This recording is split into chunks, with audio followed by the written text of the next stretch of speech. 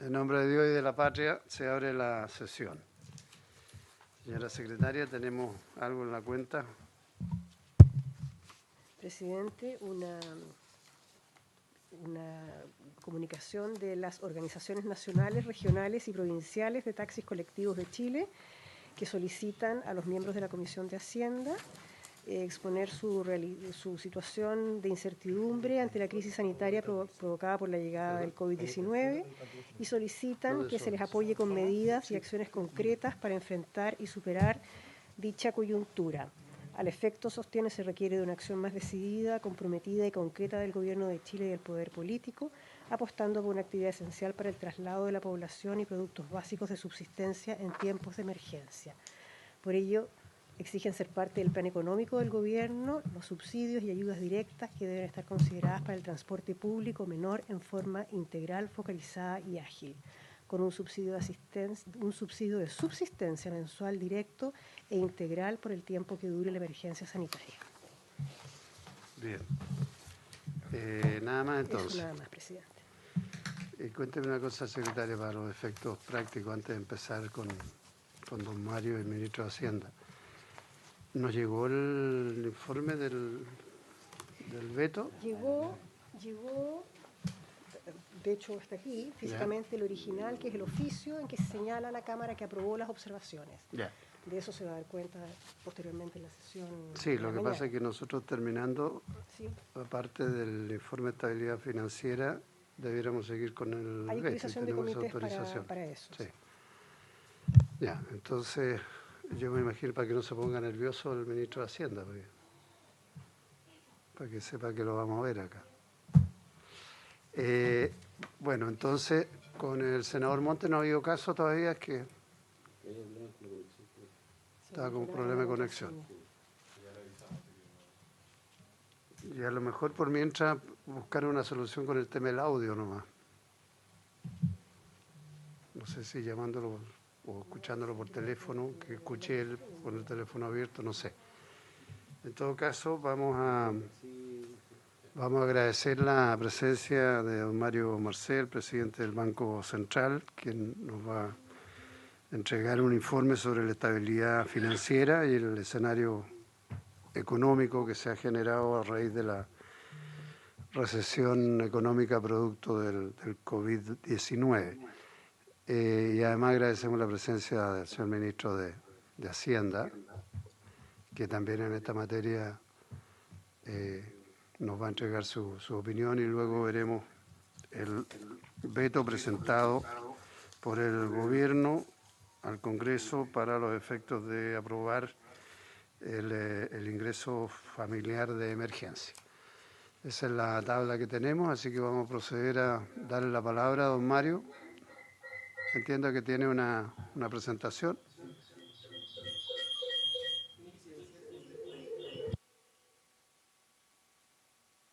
No será parte de la presentación.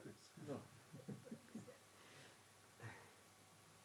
Muy bien. Bueno, muchas gracias, presidente. Muchas gracias a los senadores integrantes de la comisión. Saludamos también al ministro de Hacienda. Esta es la oportunidad en que podemos presentar la visión del Consejo del Banco Central de Chile sobre los desarrollos recientes del sector financiero y sus implicancias para la estabilidad financiera. Esto tiene que ver con lo que está establecido en nuestra ley orgánica constitucional, que le asigna al Banco Central la responsabilidad de velar por la estabilidad de la moneda y el normal funcionamiento de los pagos internos y externos, donde lo último es lo que hemos asociado a la preocupación por estabilidad financiera. En este contexto, el prefacio del informe que vamos a presentar hoy día señala que existe estabilidad financiera cuando el sistema financiero cumple con realizar sus funciones con normalidad o sin disrupciones relevantes, aún frente a situaciones temporales adversas. El seguimiento que hace el Banco Central a la estabilidad financiera es complementario al de los supervisores especializados, particularmente la ACMF y la Superintendencia de Pensiones, siendo un elemento de análisis independiente respecto de las atribuciones y funciones que le corresponde ejercer a estos en relación con las entidades sujetas a su fiscalización. La visión que vamos a entregar hoy día, que corresponde al informe de estabilidad financiera del primer semestre, está disponible en su extensión en la página web del banco desde esta mañana. Entonces, primero es importante recordar que el propósito de este informe es identificar riesgos financieros y vulnerabilidades asociadas que pudieran amplificarlo. Como decía, la preocupación por la estabilidad financiera viene del mandato que tiene el banco en su ley orgánica.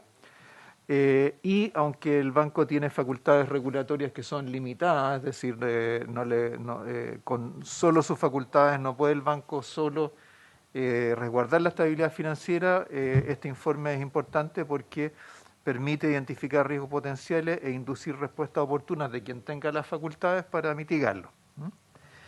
Como ustedes saben, este informe se publica 2 veces al año, en mayo y noviembre.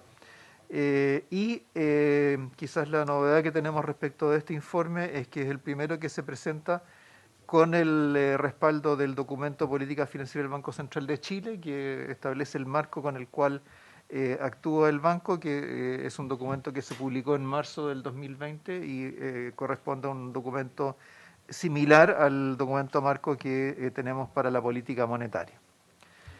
En este IEF se presenta un escenario en el que se están materializando riesgos que antes había sido parte de análisis, simulaciones, ejercicios de tensión. Ustedes recuerdan que siempre en este tipo de informes nosotros planteamos escenarios de riesgo y qué es lo que eso implicaría para el sistema financiero, para la banca, etcétera. Pero lo que nos encontramos hoy día es que la realidad se ha aproximado a esos escenarios de riesgo, se han ido materializando esos riesgos. Entonces vamos a ver que a lo largo del informe se ve un poco distinto en el sentido de que, por ejemplo, en los ejercicios de tensión bancaria basta con mirar el escenario base del IPOM y aplicar eso a los requerimientos de provisiones de los bancos para tener claro cuáles son el tipo de presiones a las que la banca está, o el tipo de tensiones a las cuales la banca está sujeta. Y a eso le agregamos un escenario de tensión adicional. Pero en el fondo la realidad en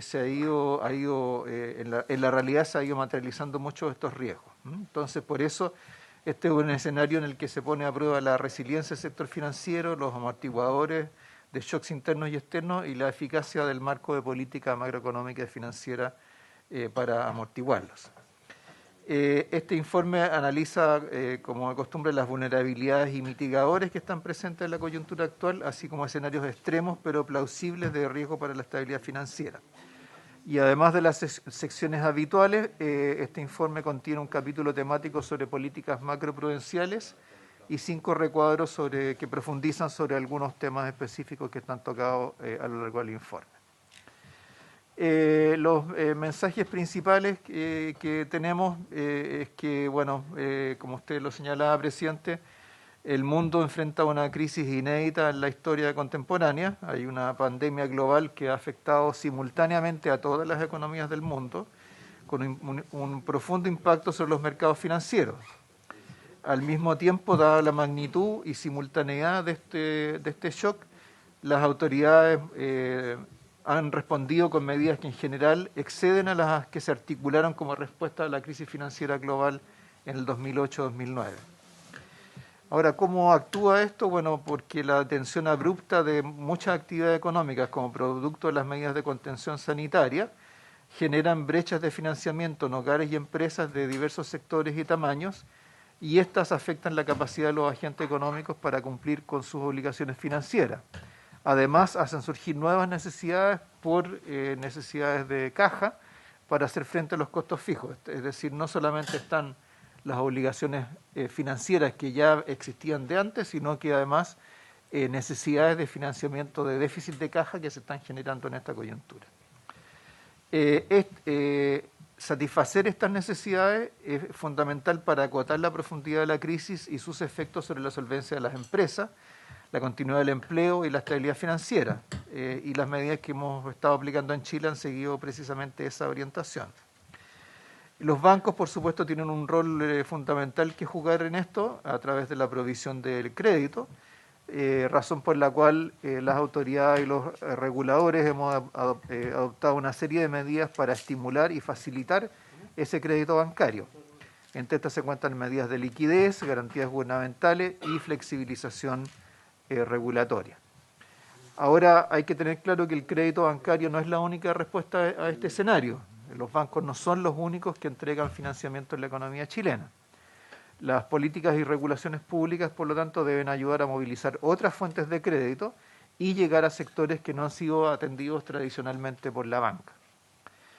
Pese a la profundidad del ajuste de la actividad económica y el drástico vuelco del apetito por riesgo, el escenario económico aún puede enfrentar riesgos a la baja adicionales, o sea, el escenario aún puede ser más negativo. Esto puede darse por una prolongación de la emergencia sanitaria, por un empeoramiento del escenario externo o por la transformación de problemas de liquidez en problemas de solvencia para los agentes económicos, y en caso de producirse, estos fenómenos pueden involucrar amenazas adicionales para la estabilidad financiera.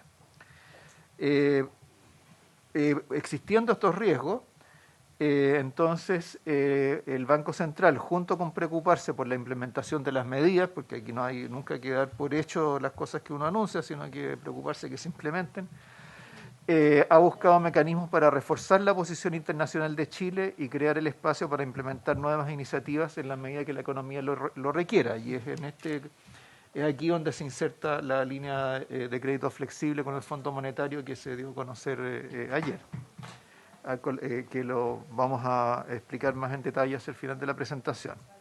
Ahora, para que las intervenciones de política nuestras, del gobierno, de los reguladores sean exitosas, es fundamental su coherencia y sostenibilidad. Y dado que hay facultades distribuidas entre distintas autoridades, reguladores, autoridad económica, el propio Parlamento, esta coherencia requiere un alto grado de colaboración y de diálogo entre esas autoridades.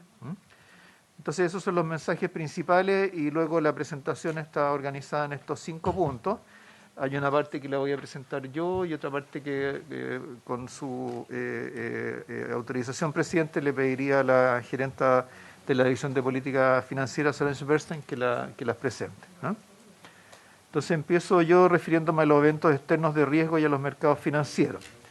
Este cuadro ya lo hemos presentado, me parece que esta es la tercera vez que lo presentamos, donde tratamos de resumir el cuadro en el cual en este caso se encuentra la economía internacional desde el punto de vista de los riesgos para la estabilidad financiera, cuáles son las vulnerabilidades que pueden amplificar esos riesgos y cuáles son los mitigadores que pueden contenerlos. Entonces, en el escenario económico global, por supuesto, el primer riesgo de todos es el shock económico asociado al COVID-19 y en particular que este sea más profundo y duradero. Las vulnerabilidades tienen que ver con que estamos en un escenario de recesión global y además que entramos a este escenario con un alto apalancamiento inicial de empresas y gobiernos, o sea, altos niveles de endeudamiento. ¿Qué es lo que puede mitigar en algo estos riesgos amplificados por esas vulnerabilidades? Bueno, primero que la crisis no tiene un origen financiero, entonces no es la clásica crisis financiera que tiende a prolongarse durante mucho tiempo y toma mucho tiempo en poder recuperarse. En segundo lugar, o sea, al contrario, en este momento, como decía hace un momento, el sistema financiero puede contribuir a contener la crisis, no es donde se está originando la crisis, y eso hace una diferencia importante. En segundo lugar, eso ocurre también en buena medida porque después de la crisis financiera global se produjo un fortalecimiento de las regulaciones y capitalización de bancos en muchas partes del mundo. También la rapidez, magnitud y simultaneidad de la respuesta de política de los bancos centrales y los gobiernos de las mayores economías también es un elemento mitigador. Y en el caso nuestro, en Chile, tenemos una respuesta de política similar a la de economías avanzadas y además la flotación cambiaria como un mecanismo que amortigua los shocks externos. Un segundo riesgo es el de reversión en el apetito por inversiones en economías emergentes y salida de capitales. O sea, aquí estamos hablando de problemas que son específicos, riesgos que son específicos a los países emergentes. Aquí las vulnerabilidades tienen que ver con la fuerte dependencia de las materias primas en un escenario de menores precios. Eso especialmente se ha dado en los países exportadores de petróleo, dada la caída que se ha producido en los precios del petróleo, exacerbados por el conflicto entre los productores.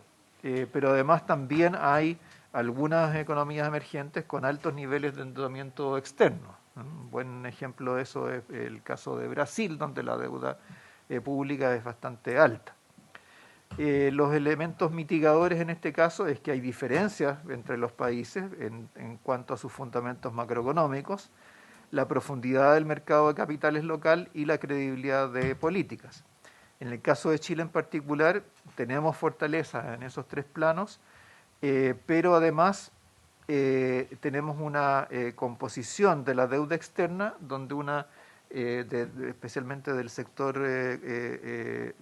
corporativo o de las empresas, donde una parte importante, más del 40%, corresponde a créditos ligados a inversión extranjera directa. Por lo tanto, es un tipo de deuda que no está expuesta a los riesgos cambiarios o riesgos financieros que habitualmente uno asocia al tema del endeudamiento. Además, como lo hemos explicado en esta misma instancia varias veces, en Chile no tenemos problemas importantes de descalce cambiario ni para las empresas, ni para el gobierno, ni para los hogares. Entonces, el hecho de que se haya devaluado el peso junto con muchas otras monedas emergentes no acarrea necesariamente en Chile problemas para la estabilidad financiera, como sí puede tenerlo en otros países o como sí lo tuvo en Chile en el pasado, especialmente en la década del 80. Hay un tercer riesgo que identificamos aquí que tiene que ver con la rebaja masiva de clasificaciones de bonos externos de menor calidad crediticia.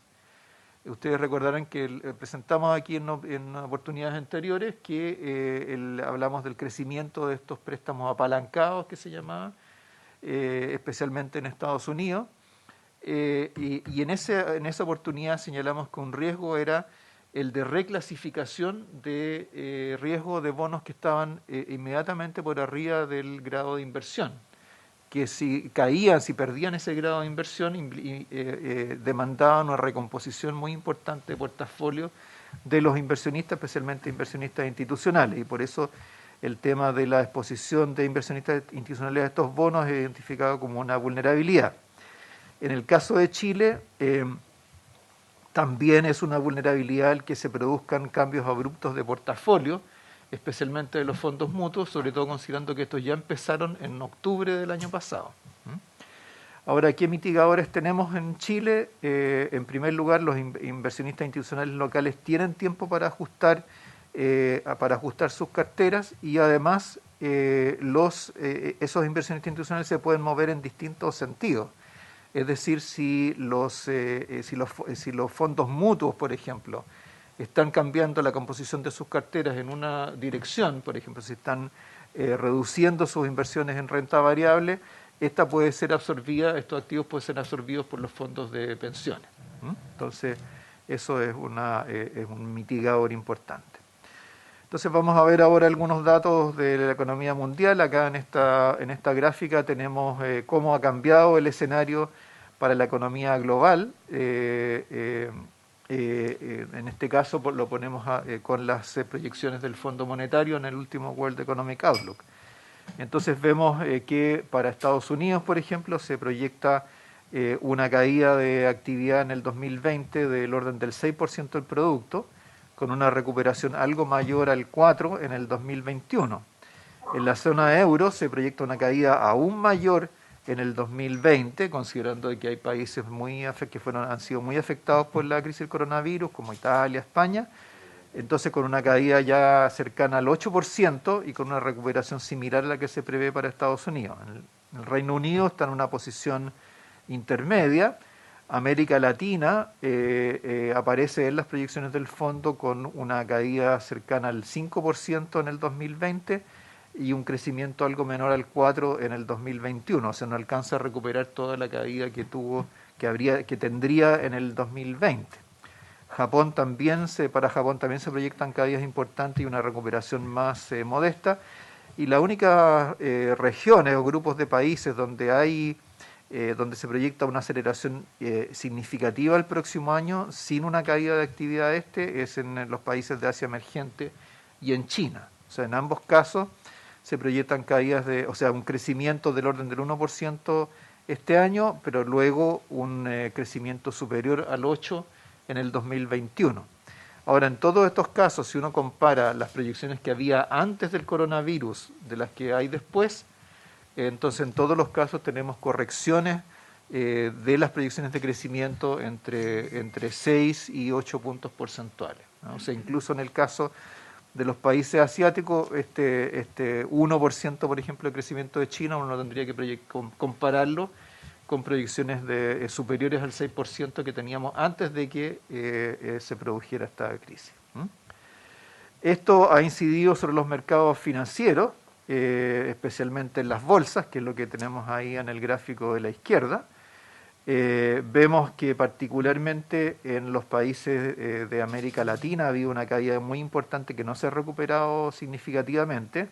En contraste, por ejemplo, en Estados Unidos se ha recuperado buena parte de lo que cayó la bolsa en las primeras etapas de la crisis, y Chile está en una situación intermedia. Tuvo una caída importante que se inició antes por efectos del estallido social, que no se alcanza a ver en esta gráfica, pero luego ha tenido una recuperación en las últimas semanas.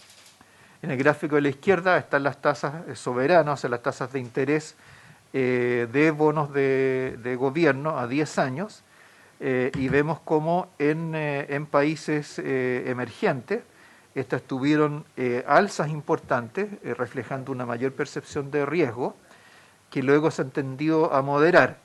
En el caso de Chile, esa alza, especialmente hacia marzo de este año, fue menor que la que hubo en otros países de la región, otros países emergentes, y luego la caída ha sido más importante. Entonces, la morada de China, en el gráfico de la izquierda, es que se confunden los colores. Sí. Es Latinoamérica, ¿no es cierto? La azul morada que sale abajo. Sí. O es, a ver, perdona, que me confundo. O sea, China es el morado que está abajo, que es más o menos estable. Ya, el que está junto. El gráfico de la derecha. En el de la derecha. Claro. Y en el de la izquierda no está China. En el de la izquierda no está China. Ah, ya, es que hay como un color azul arriba sí, más. Perdón, en el de la izquierda no está indicado China, pero sí está en las líneas, que corresponde a el azul más oscuro que está arriba. El que está arriba. Sí. Ya, es que esa es la cosa. ¿Y ¿Y Latinoamérica entonces o Estados Unidos, el que sale con un poquito más celeste abajo? Exactamente. Claro, después Chile es el rojo. Sí.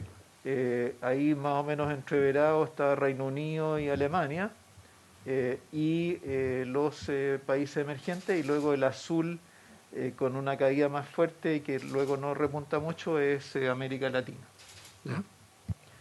¿Ya? Entonces ahí en general se ve que estos indicadores financieros han sido más estables en China, pero han tenido fluctuaciones importantes en otros países emergentes, particularmente con aumento en las tasas soberanas de largo plazo en países como México o Brasil, que luego se han moderado, pero se quedaron más arriba de donde estaban a comienzos de año. En cambio, en Chile tenemos hoy en día tenemos tasas más bajas que las que teníamos en la época del anterior informe de estabilidad financiera. O sea, la trayectoria de nuestras tasas de largo plazo se ha ido alineando más con los países más avanzados que con los países emergentes.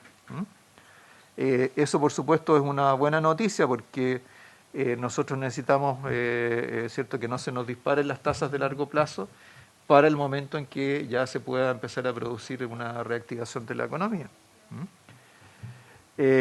Ahora, en estas dos gráficas se muestra cómo ha cambiado la volatilidad en ciertos precios financieros. Por un lado, las tasas soberanas a 10 años y por el otro lado, los tipos de cambio. Y es bien interesante además el contraste con Chile.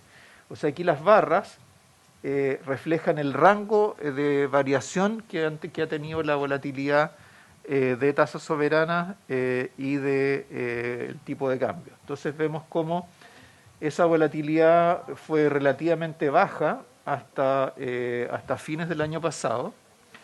Ahí Chile se disparó por el efecto del estallido social, y luego en los primeros meses de este año había un aumento significativo de la volatilidad de tasas largas en economía emergente, Y en el caso de Chile, esa volatilidad ha estado en el extremo inferior, especialmente en las últimas semanas. ¿Mm?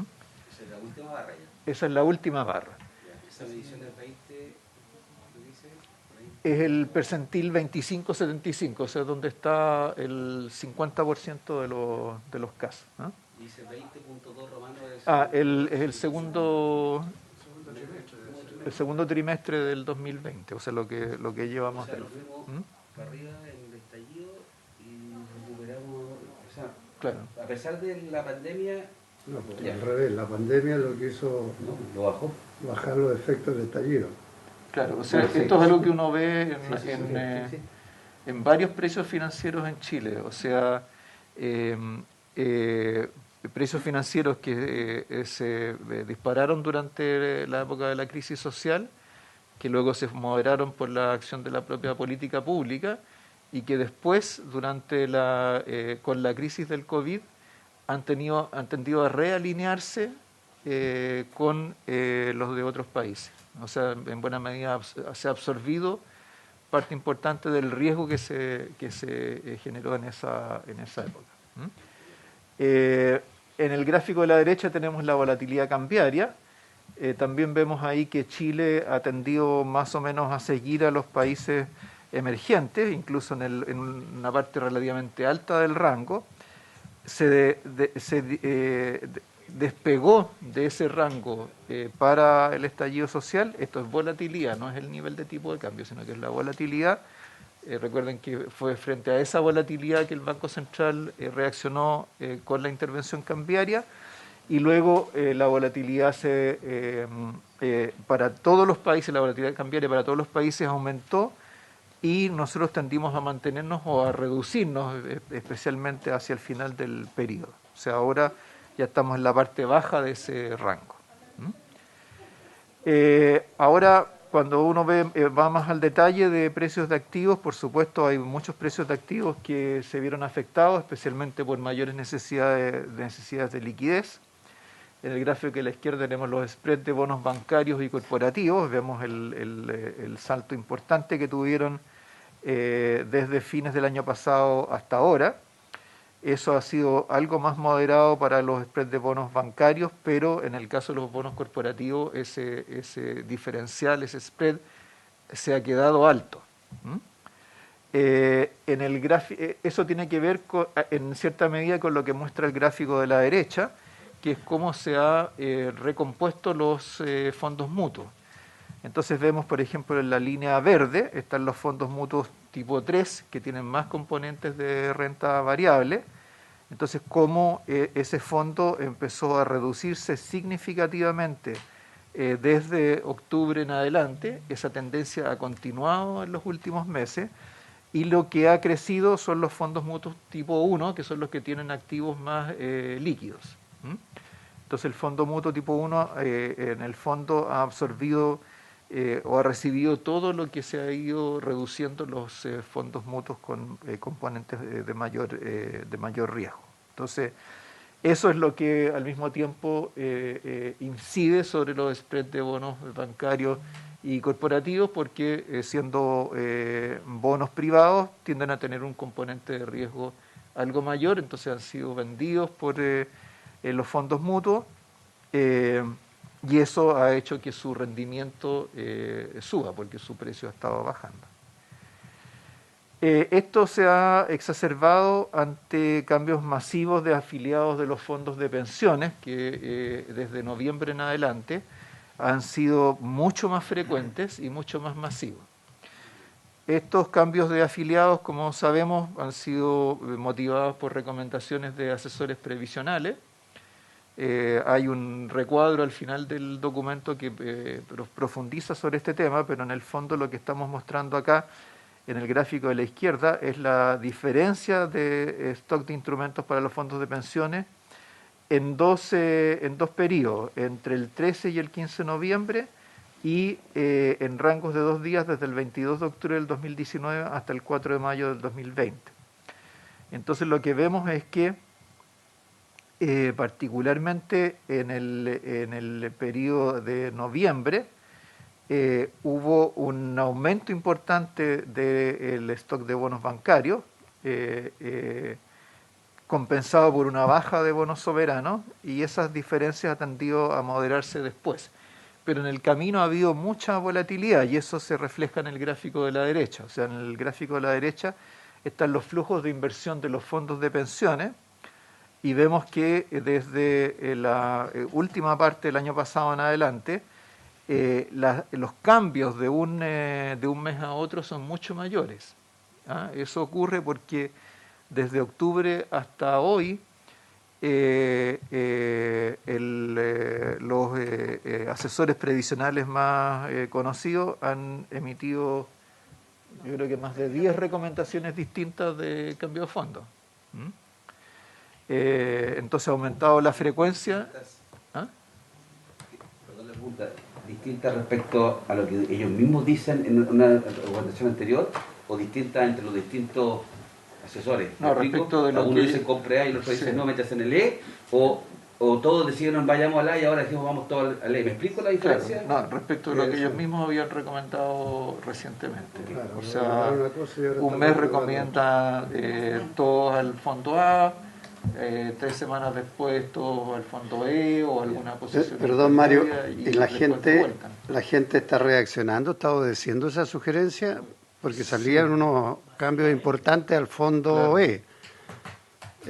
O sea, la gente ha entendido la lógica con que se está O sea, generando con toda esta, O con sea, la pandemia, con... O sea, es difícil interpretarlo como que entiende la lógica porque los asesores previsionales no explican por qué están recomendando algo. Simplemente dice váyase al E. ¿Ah? Y el mensaje más general es porque le vamos a ganar al mercado. ¿Ah?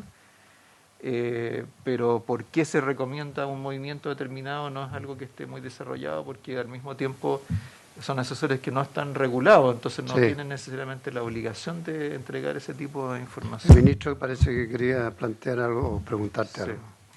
Gracias, presidente y presidente. Perdón por la interrupción. No, solo un complemento, porque este es un tema bien relevante, presidente. Nosotros lo hemos discutido largamente en el Consejo de Estabilidad Financiera. La verdad es que acá hay dos problemas en juego. Uno, que esto pasó a tener un volumen relevante para el tamaño del mercado chileno y para el tamaño que tienen los fondos de pensiones. Entonces genera un efecto en los precios, una distorsión de precios que es no menor. Y no solo los precios de los activos, sino que como hay inversión en el extranjero también en términos de flujos cambiarios. Esa es la primera cuestión. Pero la segunda cuestión, y a lo mejor ustedes vieron el informe que preparó la Super de Pensiones, es que pasa lo obvio.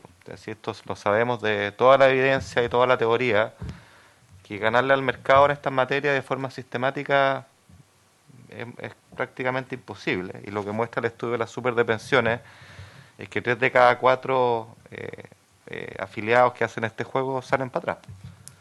Entonces yo creo que tenemos un tema bien serio, del cual obviamente hay que hacerse cargo y en forma administrativa y regulatoria en algún momento.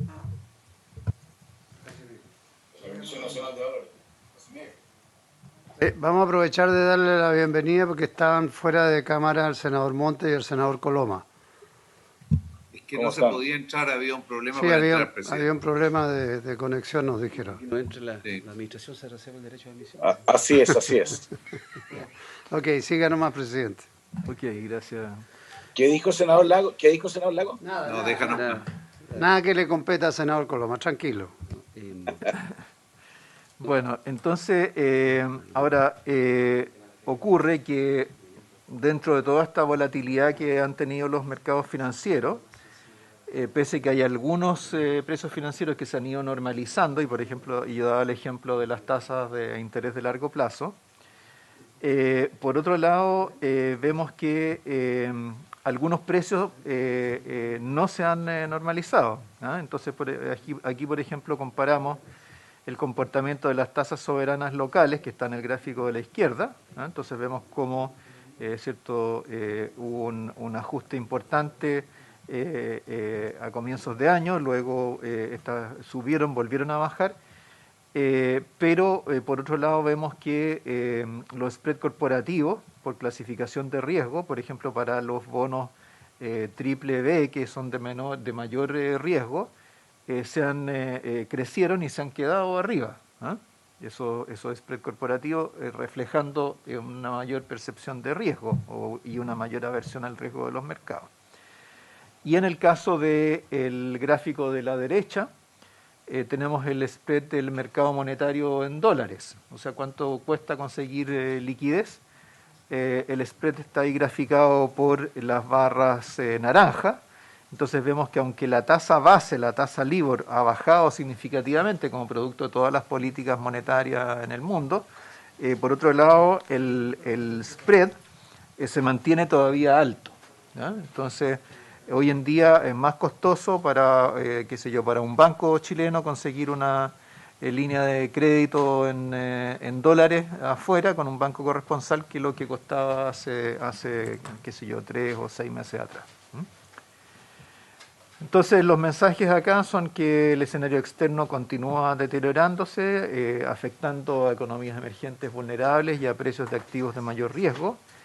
Sin embargo, se ha mantenido la diferenciación entre países de acuerdo a su nivel de vulnerabilidad. Y en el ámbito local se han observado cambios relevantes de precios, pero en relación a otras economías se ha mantenido sus fortalezas relativas. Hay una gran demanda por liquidez y hay movimientos masivos y frecuentes de afiliados de AFP que exacerban los impactos de precios de activos en un escenario de mayor volatilidad. Hay que señalar que esta demanda por mayor liquidez se refleja no solamente en una mayor demanda por activos más transables, como pueden ser bonos del Tesoro, sino que también en saldos líquidos, en cuentas corrientes, en depósitos a corto plazo. De hecho, M1, el indicador monetario, ha tenido un crecimiento bien significativo y los saldos en cuentas corrientes, por ejemplo, de empresas ha crecido como 35% hasta marzo, en términos anuales. En estas circunstancias, los riesgos por el lado externo son la profundización del shock económico asociado a COVID-19 y que se pierda la diferenciación y que los mercados dejen de diferenciar según los fundamentos económicos de los países, y a nivel local el mayor riesgo es una liquidación desordenada de activos por parte de grandes inversionistas institucionales. Entonces, de aquí la importancia de algunas de las medidas que se han estado implementando. Luego el informe habla sobre los usuarios de crédito, seguido de los oferentes de crédito, y también vamos a hacer un breve repaso de las medidas que se han implementado que han contribuido a la estabilidad financiera. Yo me voy a referir al primero de esos temas y luego Solange va a tomar los otros dos. Entonces, para los usuarios de crédito, tenemos que la crisis sanitaria representa riesgos de liquidez para los hogares y empresas, con una posible materialización en incumplimiento de las obligaciones financieras. Por otro lado, si eso ocurre por el lado de la demanda de crédito, por el lado de la oferta, tenemos una banca con menores holguras de capital de las que históricamente ha tenido. Entonces, ¿cómo se desagrega todo eso? Bueno, el shock real de la economía reduce las ventas o ingresos de las firmas y hogares, limita la capacidad de pago de los usuarios, y genera problemas de liquidez que, si se prolongan, se pueden transformar en problemas de insolvencia. Del lado de la demanda de crédito, de los usuarios de crédito, vulnerabilidades tienen que ver con que hay algunas firmas y hogares con un mayor nivel de vulnerabilidad financiera porque tienen menos liquidez o porque tienen alta deuda en relación a sus ingresos, alta carga financiera. Y el otro elemento, la otra vulnerabilidad, es que la crisis sanitaria está afectando más a algunos sectores que ya habían sido afectados por la crisis social, particularmente, ¿cierto?, el comercio, los servicios personales, los restaurantes, los hoteles, etc. ¿Qué mitiga esos riesgos? Por un lado, hay algunas empresas que acumularon liquidez especialmente durante los primeros meses de este año, enero, febrero, que la acumularon previendo la posibilidad de que se reactivara la crisis social, emitieron bonos durante todo ese periodo, con lo cual acumularon algo de liquidez y además contaban con líneas de crédito bancarias que pudieron girar cuando fue necesario. También entre los mitigadores están las medidas de política pública que reducen las presiones inmediatas de gasto o que complementan ingresos, como es la postergación del pago de impuestos y cuentas de servicios, la ley de protección del empleo y las transferencias monetarias a los hogares. Eso ayuda a reducir estos déficits de caja, pero no necesariamente a eliminarlos, por supuesto. Del lado de la banca, tenemos menores holguras de capital medido por el índice de adecuación de capital. Por esa razón es la que, cierto, como ustedes saben bien, se aprobó la nueva Ley General de Bancos con la aplicación de los estándares de Basilea III, pero como sabemos, esos todavía no han empezado a aplicarse. Entonces, todavía estamos en el punto de partida respecto de ese proceso. Y el otro elemento, la otra vulnerabilidad, es algo que también hemos señalado aquí en otras oportunidades, que es la tendencia de los bancos a usar garantías en lugar de provisiones como mitigador de riesgo de crédito. El problema con las garantías es que cuando hay un fenómeno más masivo que afecta a la economía, el valor de esas garantías, el valor de mercado de esas garantías se cae, se reduce. Entonces, por lo tanto, su capacidad para mitigar el riesgo es más limitada. ¿Qué mitigadores existen por el lado de los bancos? El reforzamiento de las garantías estatales para aumentar la liquidez de la firma, la facilidad de crédito condicionada al incremento de colocaciones del Banco Central, y las flexibilizaciones de normas de la CMF para facilitar la adaptación de los bancos a la situación actual y algo similar que hizo el Banco Central en relación a los requerimientos de liquidez.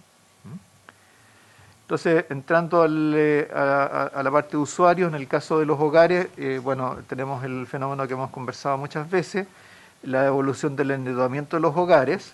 Esta alcanzó en el primer trimestre de este año a un 52% del producto, donde el componente más dinámico desde hace ya bastante tiempo es el crédito hipotecario, y donde el componente no hipotecario ha tendido a desacelerarse en lo más reciente, incluso antes del fenómeno de COVID.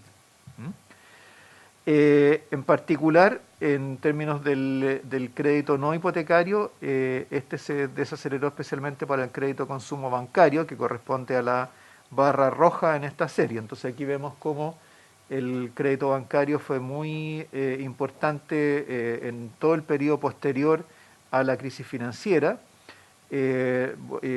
Decayó hacia el 2015, volvió a repuntar el 2017, 2019 y luego empezó a desacelerarse de nuevo. Esto se muestra en esta gráfica junto con créditos de casas comerciales, cajas de compensación, cooperativas. Claro, esto es deuda no hipotecaria, o sea, básicamente deuda de consumo. En esa gráfica se incluyen son estos llamados créditos automotrices, que en un minuto eran bastante significativos y fuertes y que no estaban ni regulados, ni contabilizados, ni informados a través de una serie de prácticas que también distorsionan, porque eso sí genera también un endeudamiento en los hogares importante. Sí, eso corresponde a la barra verde que está en este gráfico. ¿En otros? Pero está junto con otras cosas. Entonces, más adelante vamos a ver el comportamiento específico del crédito automotriz, que efectivamente se aceleró mucho hasta mediados del año pasado, más o menos. Y de ahí se ha ido desacelerando. Como ustedes recordarán, nosotros aplicamos esta encuesta de crédito bancario, en que preguntamos por condiciones de oferta y de demanda, y en el caso del crédito a hogares, tanto de consumo como hipotecario, la respuesta que recibimos es que ha venido cayendo tanto por el lado de la oferta como de la demanda, y para consumo y para crédito hipotecario.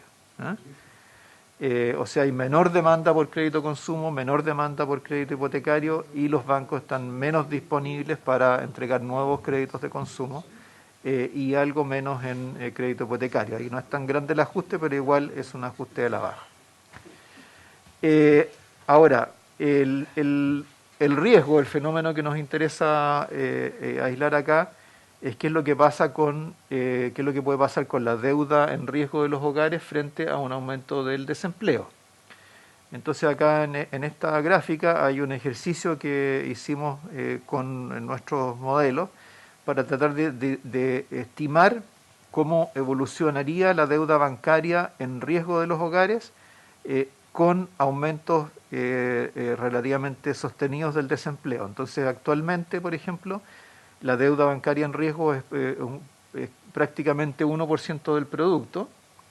Esto, recordemos, lo comparamos con una deuda de los hogares de 52% del producto. Si el desempleo se mantuviera en 11%, durante un año, esa deuda bancaria en riesgo de los hogares subiría hasta más o menos un 2,3% del producto, o sea, más que se duplicaría.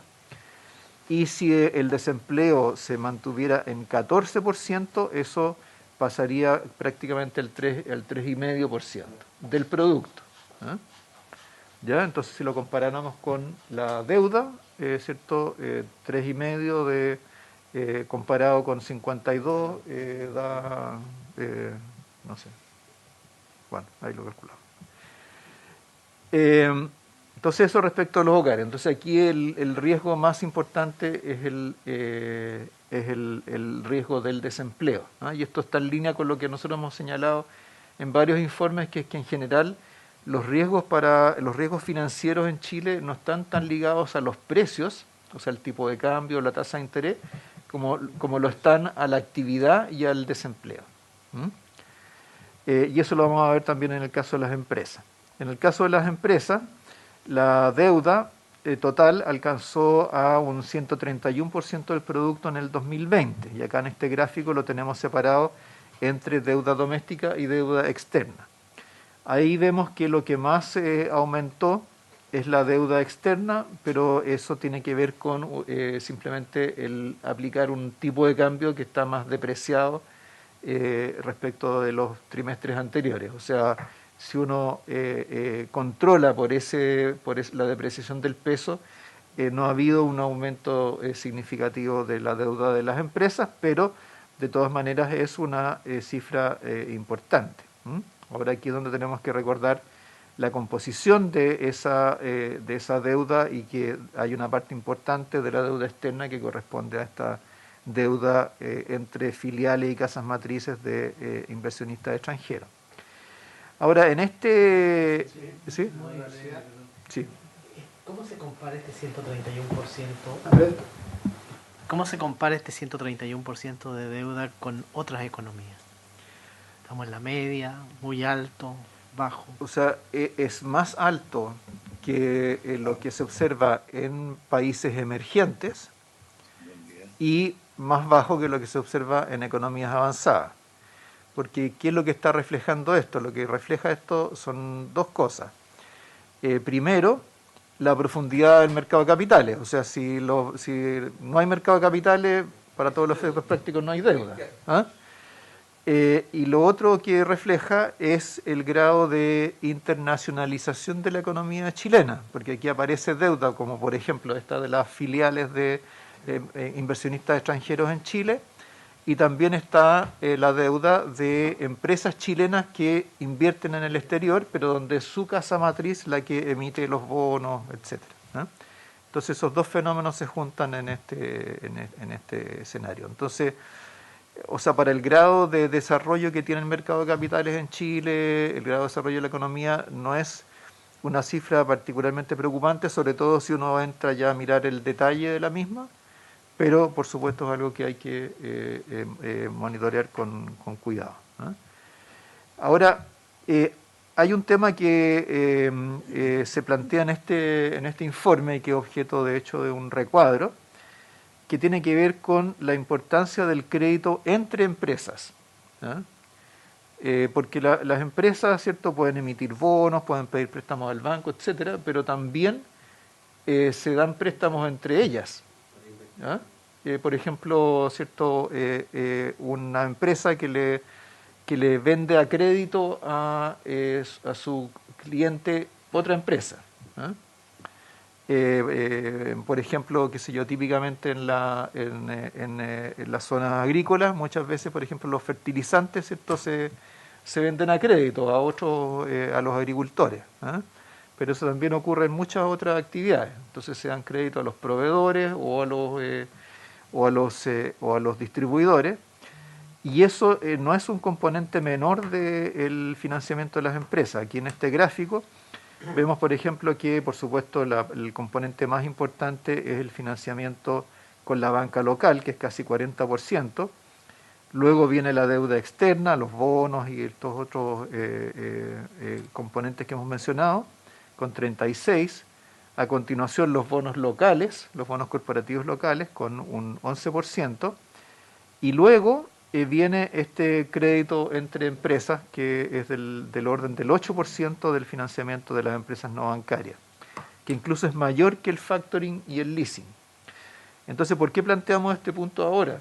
Porque justamente cuando se produce una situación como la que tenemos hoy día, en que desaparecen o se reducen drásticamente los ingresos de las empresas, su capacidad para pagar o servir las deudas con otras empresas que les han entregado crédito es menor, y eso va teniendo un efecto en cadena.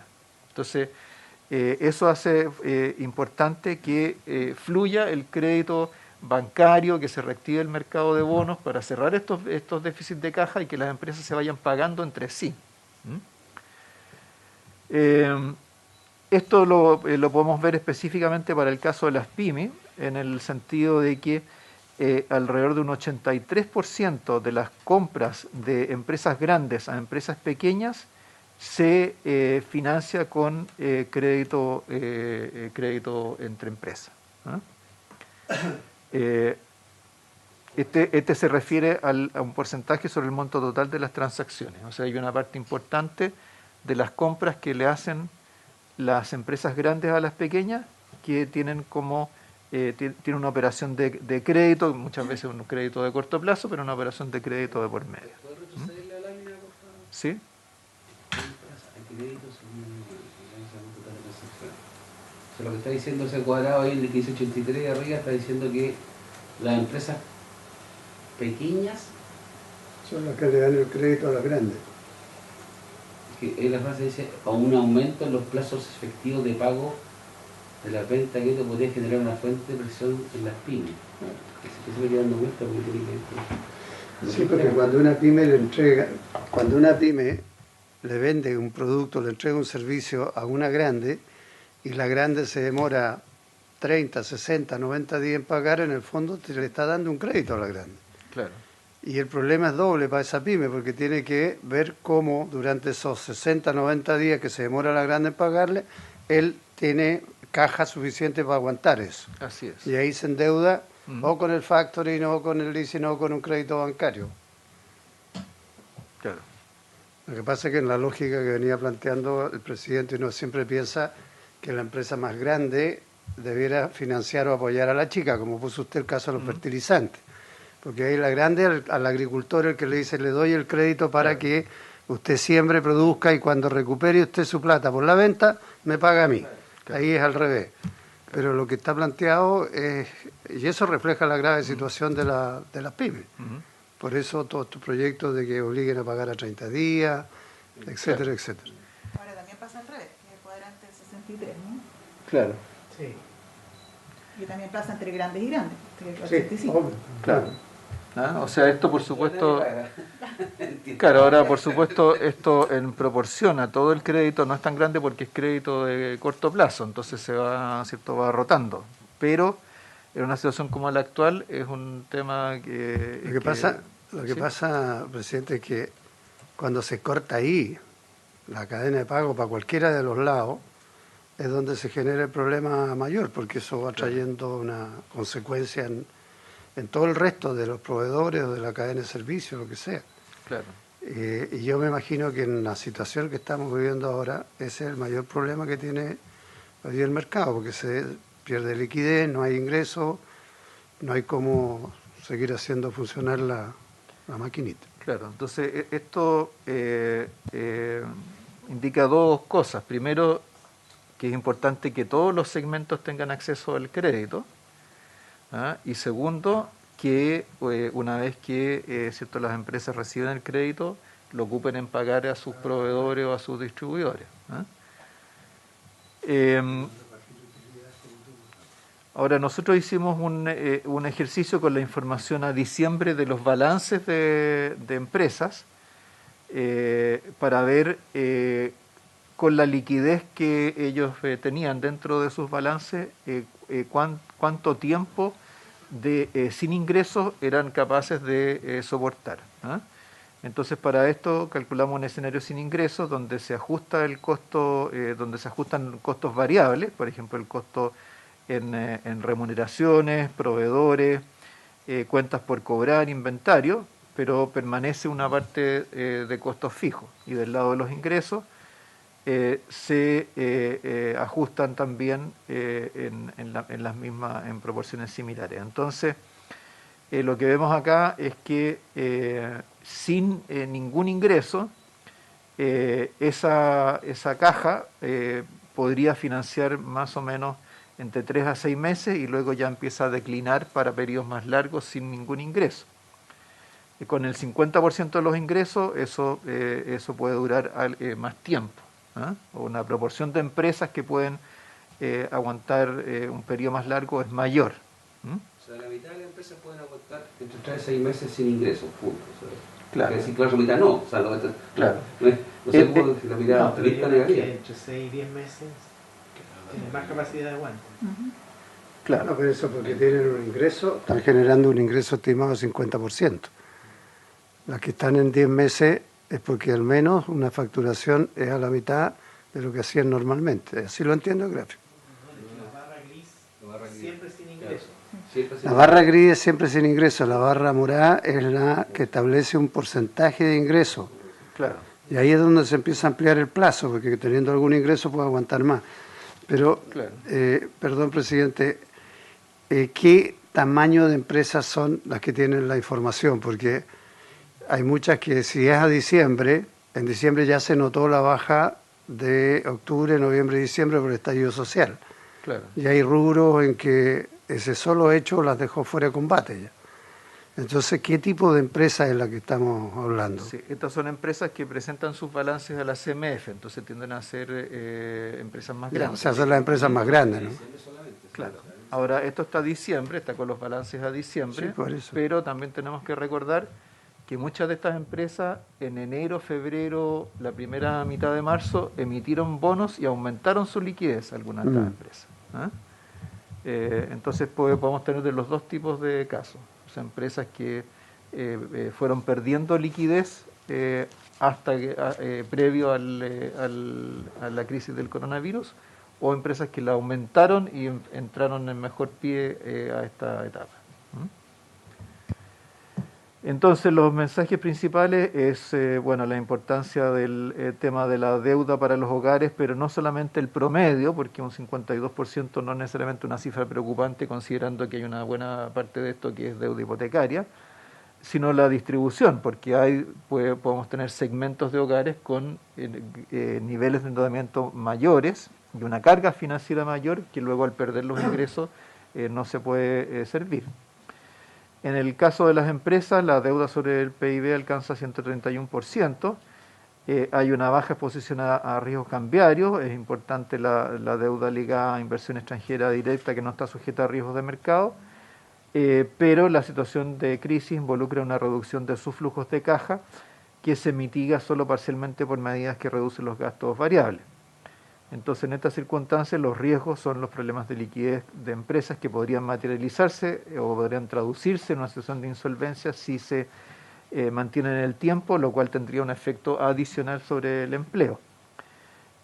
Por otro lado, entre estos riesgos también está el hecho de que la demanda por liquidez propia de la incertidumbre alienta un comportamiento conservador de los oferentes de crédito y por eso las políticas para proveer liquidez, garantías, facilidades regulatorias son mitigadores importantes y necesarios. Entonces, dicho eso, no sé, Solange, si puedes seguir tú con las respuestas de política, el comportamiento de la oferta de crédito y luego las implicancias que tiene para nuestras políticas futuras. Tiene la palabra. Yo te voy haciendo el cambio acá. Hay que levantar.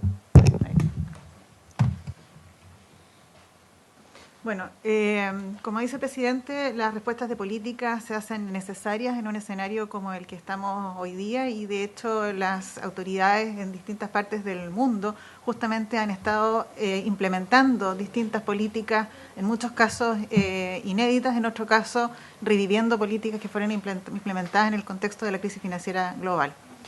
En Chile se han adoptado diversas medidas por parte de las autoridades. Se han tramitado leyes como la de protección del empleo y la línea de crédito COVID, que sin duda son herramientas muy importantes en la situación actual. En el caso del Banco Central y la Comisión para el Mercado Financiero se han estado también implementando medidas para mantener el canal del crédito activo, que como lo dice el presidente, es muy relevante tanto para empresas como para hogares y mantener a la economía funcionando hacia adelante. La magnitud de las medidas adoptadas son mayores que las que se implementaron durante la crisis financiera global. En el caso de Chile también las medidas son muy relevantes, importantes y han sido relativamente rápidas cuando se compara con otros países. De hecho, en la lámina siguiente vemos en el caso de las medidas adoptadas por el Banco Central, donde, como se comentó ya durante los eventos de octubre-noviembre, específicamente en noviembre, donde veíamos en la gráfica la volatilidad del tipo de cambio que se produjo en aquella oportunidad, se implementaron medidas de intervención cambiaria, las que hoy día están disponibles. Hay liquidez en peso, hay distintas medidas que se han implementado para aumentar la liquidez en peso, las operaciones repo, la recompra de bonos del Banco Central, la compra de cartera de bonos bancarios, que justamente también lo mostró el presidente hace unos minutos atrás, como en el mercado de bonos se incrementaron de forma bien relevante los spreads, lo que encarece el financiamiento para los bancos, y ahí la compra de bonos bancarios a distintos agentes de mercado ha sido bastante importante, con un programa de 8.000 millones de dólares. La línea swap, la liquidez con incentivo al crédito, que fue lo que se implementó también más recientemente, justamente para contribuir a la dinámica del crédito en el contexto actual, la dinámica del crédito bancario en particular. Y justamente la lámina siguiente profundiza un poco más respecto de esta facilidad de crédito condicional al incremento de colocaciones, puesto que es una medida inédita en el Banco Central. Esto es algo nuevo que se implementó de manera bastante rápida para justamente enfrentar de mejor forma la contingencia, y eso lo vemos en la lámina siguiente, cuyo objetivo entonces es proporcionar liquidez a los bancos para que estos puedan mantener el financiamiento a hogares y empresas. Entonces la idea es facilitar que el canal de crédito continúe activo. Las condiciones son una vigencia del programa de 6 meses, los créditos que se otorgan a los bancos son por 4 años, a la tasa mínima, hoy día 0.5% es la TPM actual. Se dio una línea inicial equivalente al 3% de las colocaciones de consumo y comerciales al cierre de febrero del año 2020, ese fue el monto de esa línea inicial, y una línea adicional de 12% que estaba condicionada al incremento de las colocaciones y con un sesgo hacia el otorgamiento de crédito a empresas de menor tamaño.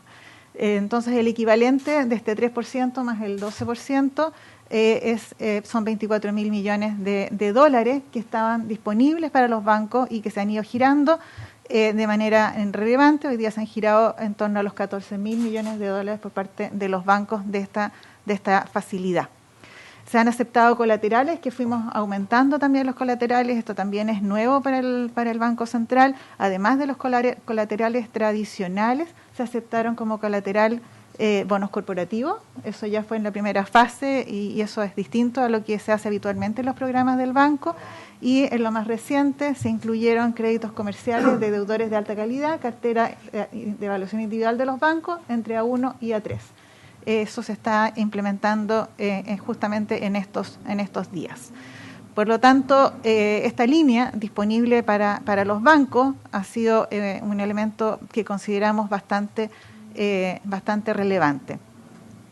Dado el incremento de colocaciones del mes de marzo, que como decía el presidente, habían empresas grandes que tenían disponible línea y había una gran demanda por liquidez durante el mes de marzo, que los bancos entregaron a las empresas, sobre todo empresas de mayor tamaño. Entonces el incremento de colocaciones permitió a los bancos acceder a prácticamente el total de la línea disponible. Aun cuando el total de la línea está disponible para los bancos, hasta ahora, dada la dinámica de las colocaciones que ellos tienen y las necesidades de financiamiento, como les digo, de los 24.000 se han girado 14.000. Este día jueves, nuevamente, cada semana se abre la línea para que los bancos soliciten financiamiento. Este jueves se vuelve a abrir y así será la semana siguiente también. Entonces esta es una fuente importante de liquidez para los bancos y la idea entonces del Banco Central sea que sea canalizada a quienes requieran de esta liquidez y se ha puesto este sesgo a empresas de menor tamaño. Sí. Una pregunta. Senador García, el senador Lago. Sí. Gracias, presidente. Una interrupción. En la lámina anterior, cuando Solange usted dice, debido al dinámico crecimiento de las colocaciones comerciales, la gran mayoría de los bancos tiene a disposición gran parte de su línea adicional. Significa que, si yo entiendo bien, si no es así usted me corrige, los bancos han recibido las líneas que les ha dado el central, pero estas, y las tienen en su poder, pero estas no se han concretado en crédito a las pequeñas y medianas empresas. ¿Eso es lo que quiere decir? Cualquiera. No, eso es lo que queremos decir, a pesar de que, claro, esto también tiene un ritmo que el ritmo de las colocaciones no es tan rápido eventualmente como lo que el Banco Central entregó como facilidad. Pero lo que ¿y tiene información sobre eso? Sí, y lo vamos a mostrar en unas láminas más, el cómo se ha ido ocupando. Sin embargo, quiero ser específica respecto a lo que me refiero, que teníamos que la fórmula de cuánta disponibilidad de la facilidad estaba para los bancos, dependía del incremento de colocaciones. Y las colocaciones crecieron mucho en el mes de marzo, por lo tanto los bancos tuvieron a su disposición línea para poder girar. O sea, este 12% lo alcanzaban solo si crecían mucho las colocaciones, y crecieron mucho, por lo tanto está disponible ese 12% para que los bancos dispongan de esos fondos. Los bancos han solicitado gran parte, 14.000 del 24.000, les quedan 10.000 todavía que pueden solicitar, que justamente va a depender de cuánto ellos requieran de liquidez para poder ir justamente aumentando las colocaciones. Hasta ahora han sido 14.000. La información que tenemos todavía es parcial respecto del incremento de las colocaciones y hacia dónde se han ido. Voy a mostrar una lámina de la información que tenemos hasta ahora. Senador Lago. Sí, no, es que yo recuerdo que cuando... la palabra después. Bueno. Ya, cuando se anunció esto en marzo, ya lo más fundamental se dijo era que esto era una línea de crédito para los bancos, ¿correcto? Que tenía una condicionalidad, que era que esta línea de crédito de una tasa bajísima, con estos periodos de gracia, etcétera, iban a permitir, la condición para hacer efectivo estos líneas de crédito era que fueran a un sector determinado de empresas, que es la pequeña y mediana, eso recuerdo yo. La pregunta es si eso, cómo ha ido evolucionando y si eso es así o no, porque da a entender esto que se han colocado, que le ha ido tan bien que incluso optaron este 12% producto de que cumplieron muy bien las condiciones. Lo que pasa es que entre este programa, que creo que debe ser bueno, me parece, más lo otro que está haciendo el gobierno, uno recibe muchas, señor presidente, mucho, no sé si cuestionamiento, pero que la banca no está haciendo todo lo ágil que debiera, ni todo lo comprensiva, no sé cómo ponerlo en términos más coloquiales, ya respecto a otorgamiento. Porque al final del día, aunque usted garantice el 85% del caso Fogape, parece que no es suficiente para que la banca renegocie los créditos. Y como dicen, y además entiendo que eso son para créditos. La otra relación también, es el mismo cuestionamiento. Y lo otro, y lo planteo porque no recuerdo si este es el caso, si tiene esta limitación o no. El caso de la línea del Banco Central a la banca para que la banca le preste a los pequeños, si eso es para solamente créditos nuevos o eso se puede usar para créditos existentes. Porque parte del reclamo, me acaba de llegar acá mientras estamos acá, de la Asociación de Gastronómica de la Quinta Región, que dice que muchos de estos temas son solamente para créditos nuevos, pero no puedo hacerlo para pagar créditos actuales. Entonces, ¿de qué me sirve tratar de tener que meter el trabajo si estoy quebrado por el otro lado? Le dejo la inquietud. Sí. Bueno, no importa, ahí van a contestar. A ver, el senador Monte quería hacer una consulta. Estamos haciendo una interrupción a la presentación. Sí. Así que hagámosla breve para después, lo que terminen, hacer los comentarios. Carlos. 10 segundos. Oye, por mientras, si quiere. Bueno, senador Coloma, usted está más despierto ya. Ya, oye, no, muy brevemente, cuando se habla, el presidente habla de los bancos. Ya, ¿todos los bancos están más o menos en equiparidad de condiciones o hay algunos bancos que entraron al sistema y otros que claramente no lo hicieron? Hay una pregunta que creo que no es menor, porque cuando uno oye, estoy de acuerdo con el senador Lago, yo entiendo en todo caso que esto es trabajo nuevo, no es para pagar deuda. Pero no sé si cuando hablamos de los bancos están todos en lo mismo y hay algunos que no entraron en el sistema. Eso quería preguntarle. Gracias, senador. Senador Monte.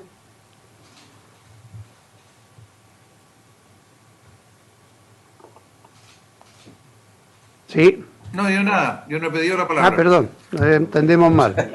Nos llamó la atención. Siga nomás. Si puedo hacerme cargo de la pregunta, y después vamos a ver más, o sea, los datos más específicos, pero en el fondo.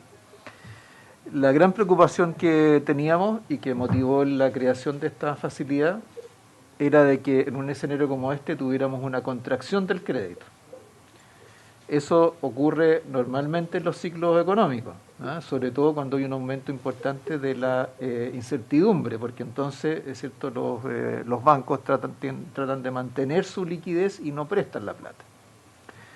¿Ya? Entonces, esa fue la razón por la cual se creó esta facilidad ligada al incremento de colocaciones. O sea, no solamente le entrega, ¿cierto?, le presta plata a los bancos a un costo bajo, sino que además lo condiciona a que las colocaciones de los bancos aumenten. Posteriormente se agregó a esto el tema de la garantía estatal, que es lo que venía en la lámina siguiente. Ahora, ¿qué es lo que pasó en marzo? En marzo, antes de que estuviera la garantía estatal, en lugar de contraerse las colocaciones, crecieron fuertemente. Y lo vamos a ver después en un gráfico. Hay una parte de eso que corresponde a líneas que giraron a empresas más grandes, hay otra parte que tiene que ver con reprogramaciones, pero también hubo flujos positivos de créditos en cuotas. ¿Ya? Entonces, al crecer tanto el crédito en marzo, las colocaciones en marzo, eso le permitió a los bancos que, de acuerdo a la fórmula nuestra, podían girar toda la parte adicional de la facilidad. ¿Y la parte adicional es las mismas condiciones que la primera parte? O dice, mire, como usted cumplió aquí, ahora le puede prestar a otro tipo de empresa o sin condicionamiento, ¿no? Sigue. Claro, o sea, son las condiciones que fijamos en un comienzo. Los bancos no han retirado todo su cupo. Eso puede ser porque no necesitan acumular tanta liquidez, o puede ser porque no tenían colateral suficiente cuando todavía no ampliábamos los colaterales. Pero lo que es positivo es que si hubiera un banco que estuviera pensando reducir sus colocaciones, se apresuraría a retirar todo al tiro, ¿cierto?, antes de que la fórmula le vaya restringiendo hacia adelante. Como eso no ha ocurrido, entonces pareciera claro que los bancos tienen previsto seguir prestando. Ahora, todas las piezas del puzzle del crédito con garantía estatal se terminaron de juntar en realidad la semana pasada. Antes de eso se dictó la reglamentación sobre el FOGAPE, se hizo la licitación de los fondos del FOGAPE, nosotros reglamentamos la ampliación de los colaterales a los créditos comerciales. Todo eso finalmente se juntó a principios de la semana pasada. Entonces lo que uno puede decir es que el crédito COVID, como lo ha caracterizado el gobierno, empezó a funcionar la semana pasada. ¿Cuándo vamos a tener cifras oficiales de eso? Las vamos a tener hacia finales de esta semana. Lo que tenemos hasta ahora es que la Asociación de Bancos dice que la semana pasada se cursaron del orden de 40.000 créditos. que corresponde más o menos a un 10% de lo que ellos están pensando alcanzar. O sea, no es malo para 3-4 días, pero todo eso tenemos que... Perdón, presidente, ¿cursaron o están tramitando? Porque cursado es porque ya los aprobaron y ya los entregaron. Eso, ellos lo describieron como créditos aprobados. Aprobados. Ah, pero eso es distinto. Ya. Cursados son como... Claro, pero en el fondo lo que quiero decir es que no tenemos evidencia de que se haya detenido este flujo de crédito, cosa que es positivo, pero otra cosa es si está llegando a la escala y operando con la velocidad que uno quisiera. Entonces vamos a tener datos más fidedignos hacia finales de esta semana, pero ya empezamos a tener evidencia de este esquema funcionando con todas sus piezas finalmente juntas. Muy bien. Siga entonces. Sí, bueno, justamente la lámina siguiente hablaba de la línea de crédito COVID, que es esta línea de crédito que justamente se legisló, digamos, en términos de cuáles eran sus condiciones, que tiene una garantía de entre el 60 y 85% del respaldo de los créditos otorgados con dicha garantía, dependiendo del tamaño de las empresas. Las empresas elegibles son empresas con ventas anuales de menos de 1 millón de UF, y la tasa también fue regulada, y se solicitó, digamos, o es parte de esto, la postergación de pagos por otros créditos en al menos 6 meses, que es parte de las condiciones de esta línea. Entonces esa línea, como dice el presidente, está recién funcionando, y el foco de la liquidez que entregó el Banco Central era más general que lo que esta línea apunta, y sin duda que la liquidez acompañada con estas garantías es bien relevante para poder activar el crédito hacia empresas de menor tamaño. En la lámina siguiente tenemos entonces un calendario de las medidas que se han ido adoptando por parte de las distintas autoridades. Partimos entonces acá con el Banco Central, ampliando los plazos de los programas de liquidez en pesos y en dólares. Luego la inclusión de bonos corporativos como colateral, y también tenemos la extensión del programa de venta divisa, las normas del encaje que se modificaron también, la compra de bonos bancarios, y los anuncios que ha hecho el Ministerio de Hacienda, que anuncia su plan económico de emergencia, la protección del empleo, postergación o suspensión de impuestos, etcétera. Luego tenemos otras medidas que implementó tanto el Banco Central como la Comisión para el Mercado Financiero, la facilidad de la cual ya hablamos, la suspensión transitoria también de las normas de calce, que también facilita que el crédito, digamos, pueda fluir. La Comisión para el Mercado Financiero también con piezas fundamentales en términos de la flexibilización de las normativas de provisiones. También la Comisión de Mercado Financiero anunció, y esto fue también acordado con el Banco Central en términos de la postergación de la implementación de Basilea III. Y en el Ministerio de Hacienda, finalmente, digamos, entonces tenemos este programa FOGAPE que está comenzando a operar en estos días, y la ampliación de colaterales, que no nos quedó acá, pero también es importante la ampliación de colaterales que hicimos en el Banco Central a cartera de alta calidad, para acompañar la liquidez que se está entregando con la posibilidad de integrar colaterales distintos. En la siguiente lámina vemos también que se ha producido reprogramaciones por parte de los bancos a un porcentaje relevante de sus clientes. Entonces también tenemos que los bancos por su lado han estado también generando reprogramaciones que también consideramos que puede ser relevante para algunas empresas, el poder reprogramar créditos y también para los hogares. Entonces eso también ha estado con cierta dinámica en el sector bancario. La lámina siguiente vemos la dinámica de las colocaciones entonces ahora, que justamente es lo que comentaba el presidente hace unos minutos atrás, donde vemos que en el caso de las colocaciones comerciales, que es la línea azul que se ve en esta gráfica, la aceleración del mes de marzo en un contexto de caída de la actividad es un hecho bastante inédito. Eso no sucede habitualmente. Normalmente las colocaciones se contraen cuando la actividad se contrae. Y eso no lo vimos durante el mes de marzo, sino que fue exactamente lo contrario, y es algo que llama la atención. Esto de alguna manera apoyado por la liquidez que fue anunciada justamente en ese periodo por el Banco Central y las medidas que en general se estaban anunciando. A diferencia del crédito consumo, que como vemos ahí tuvo una caída bien relevante. En el caso de vivienda se ha mantenido relativamente estable, con un decrecimiento en lo más reciente. La lámina siguiente es justamente lo que hablábamos de los datos que podemos tener hasta ahora y cuánta atracción ha tenido respecto de las empresas de menor tamaño, las condiciones que se pusieron para la línea de facilidad del Banco Central. Todavía en estos datos no tienen disponible o no estaba disponible el crédito COVID con garantía FOGAPE. Eso no estaba disponible para este periodo. Eso es más reciente. Por lo tanto, solo con la disponibilidad de línea del Banco Central, esto fue lo que observamos en términos de la dinámica de las colocaciones, que como decíamos hace unos minutos atrás, dio la posibilidad a los bancos de disponer del total de la línea adicional. En la fórmula para la línea entran dos factores, el incremento de colocaciones y cuánto de esas colocaciones va a empresas de menor tamaño definidas como empresas con ventas de menos de 100.000 UF. Entonces tenemos estos dos elementos que entraban en la fórmula.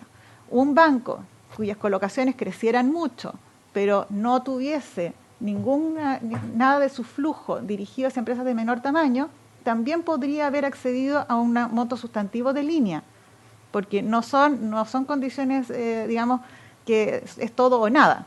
O sea, si incrementa mucho sus colocaciones, tiene acceso a línea aun cuando nada se vaya a empresas de menor tamaño, porque como dice el presidente, el objetivo de esta línea era promover el crédito, facilitar el crédito, donde veíamos un escenario donde era inminente una eventual contracción relevante del crédito. Ese era el escenario en el cual estábamos parados en el mes de marzo cuando se implementó la línea. Sin embargo, también se optó en el banco por incentivar a que este crédito fluyese hacia empresas de menor tamaño, específicamente de menos de 100.000 UF. Por eso se puso un incentivo adicional si es que este crédito estaba dirigido a esa empresa de menor tamaño. Y ese foco PYME que le llamamos estaba presente también en esta fórmula. Entonces, lo que vemos a la fecha del 9 de abril, que fue el primer cierre de información que nos entregaron los bancos para poder acceder a la línea, cuánto influyó el crecimiento de sus colocaciones es la barra verde oscura y cuánto influyó en la disponibilidad de línea el foco PYME es la verde más clara. Y vemos que a lo largo del tiempo el incremento de colocaciones se ha ido reduciendo, porque la verdad es que fue bastante excepcional en el mes de marzo lo que se produjo, y era esperable que se redujese ese crecimiento de colocaciones, pero sigue siendo bien relevante, bien alto. Y por otro lado, el foco PYME ha ido aumentando su importancia relativa. O sea, los bancos en principio le prestaron más a empresas más grandes, y están prestando cada vez más a empresas de menor tamaño, y uno esperaría que eso se refuerce con las garantías ahora disponibles a través del programa FOGAPE, ya que no solo es importante la liquidez con la que cuentan los bancos, sino que también el riesgo de crédito y la capacidad que tengan para absorber, digamos, ese riesgo de crédito junto con las garantías que están siendo provistas. En la lámina siguiente. Senador García. Muy breve. La lectura correcta del gráfico es que las colocaciones al 30 de abril han aumentado por sobre 30% y que las colocaciones a PYME han aumentado sobre... No es exactamente eso, porque es el dato del periodo anualizado. Es que habla de crecimiento. El gráfico habla de crecimiento de colocaciones. No de stock. Es que es el crecimiento de las colocaciones, pero esto está el crecimiento en el periodo anualizado. Por lo tanto, en la práctica, este es el valor anualizado del crecimiento de ese periodo específico. Por eso es este monto tan grande. No es que y en el caso del crecimiento de la pequeña empresa o de menor tamaño, en el mes de abril, ¿cuánto es de Banco Estado y cuánto es de los otros bancos? Porque Banco Estado es el que más clientes PYME tiene. Sí, no? hay de distintos bancos. Acá lo que estamos diciendo, este foco PYME, es que un 20% de las colocaciones comerciales se fueron a empresas de menos de 100.000 UF de venta, para el promedio de los bancos. La información por banco no es información que esté disponible, digamos, pero eso la vamos a tener ahora. En general son todos los esa no está. Eso no está. No está, pero la vamos a tener esa información porque es parte de los acuerdos que tenemos, ¿no? Bueno, se tendría que haber entregado el 12, pero nos han dicho que está retrasada. Un punto. Esta es información que disponemos nosotros para efecto de la línea de facilidad del Banco Central. La línea COVID, el crédito COVID, que es el programa FOGAPE, se le pusieron condiciones estos donde se va a estar arreglando. Por eso es que decía el presidente hace unos minutos atrás justamente que esa información va a estar disponible el día viernes de acuerdo a lo que se acordó. Sí. Entendemos que cerca del día viernes, o a lo mejor al principio de la próxima semana, ya estaría disponible. Okay. Solamente va a entender. Sí. Pues aprovechemos que después se dele. Perdona que interrumpamos, pero o sea, lo que hay acá es una noticia que es como, me imagino, buena. O sea, en el sentido que en medio de la crisis, digamos, comienza la pandemia, que aumentaron las colocaciones. Eso es lo que está diciendo. Sí, ¿ya? En vez de contraerse las colocaciones. Y segundo, nos está anunciando que algún impacto tuvo la línea de la línea de crédito que otorga liquidez a los bancos, porque pareciera que le están prestando a la pequeña y mediana. Digo pareciera porque no es que pongan duda, pero pareciera. ¿Ah? Eso es lo que están diciendo. Aún sin garantía, porque vamos a ver es que, claro, es que ese es el otro tema que yo iba a intervenir delante. Esto hay que verlo como en conjunto, porque esto al margen de que todavía no opera ni el FOGAPE, que no está implementado probablemente tal, ni tampoco lo que está asociado al FOGAPE que presten la plata ahora, pues está la garantía. ¿Correcto? Ya. Pero la línea del banco traía incentivos para que dirigieran... yo no te digo incentivo, tenía una condicionalidad. Eso es lo que no me queda claro. Es un incentivo. Hay que aclararlo porque tal vez hay una confusión. Yo entendí que había una condicionalidad. No. Sí, tal vez me van a decir que no y había un incentivo, había un estímulo tal vez, pero yo entendí que era una condicionalidad. No. Sí, eso usted lo mencionó en la pregunta anterior y no lo respondimos. Nosotros no podemos ponerle condiciones a los bancos de a quién tienen que prestarle. Entonces, la forma que tuvimos de hacerlo es generar más bien un incentivo por la vía de darle un factor multiplicador mayor a la pyme en el acceso a esta facilidad FSIC. ¿Ya? Pese a que no era una condicionalidad, sí pareciera haber estado funcionando el incentivo. O sea, las cosas van, por así decirlo, en la dirección correcta. Ahora, si es a la escala que necesitamos y con la extensión que se requiere, eso es algo que todavía no podemos aseverarlo. Necesitamos tener más datos, vamos a tener más información hacia el final de esta semana. ¿Eh? Pero por lo menos pareciéramos estarnos moviendo en la dirección correcta. De paso, esto es algo que también está ocurriendo en otros países, o sea, justamente a raíz de que otros bancos centrales y otros gobiernos también han estado preocupados de mantener el flujo de crédito y evitar la contracción del mismo, y se han creado muchas medidas de este tipo. Hoy en día una característica de esta crisis a nivel mundial es que en muchos países el crédito, en lugar de contraerse, se está expandiendo. Entonces también eso a nivel global también es un dato positivo. O sea, uno podría decir que hay más dinero disponible y más barato. En términos generales, entiendo que en el mundo así es parecido a lo que nos pasa a nosotros, porque estas tasas tan bajas no las habíamos tenido nunca. Hay más dinero, pero está canalizándose vía crédito hacia las empresas especialmente... Castellano, para que se entienda, porque además esto lo ven no solamente nosotros, sino que más personas, es que lo que hizo el Banco Central en marzo fue decir, voy a tomar las colocaciones totales que tenían los bancos hasta febrero del 2020 y esa es mi línea base, así decirlo, y sobre eso decirle, le facilito el 3% de liquidez. A todo evento. Usted verá lo que hace con ese dinero. ¿Estamos de acuerdo en eso? Sí. Y además establecieron que podían dar una liquidez el equivalente al 12% de lo que estaba colocado, con las colocaciones que tenían a febrero, en la medida que sea para pequeña y mediana.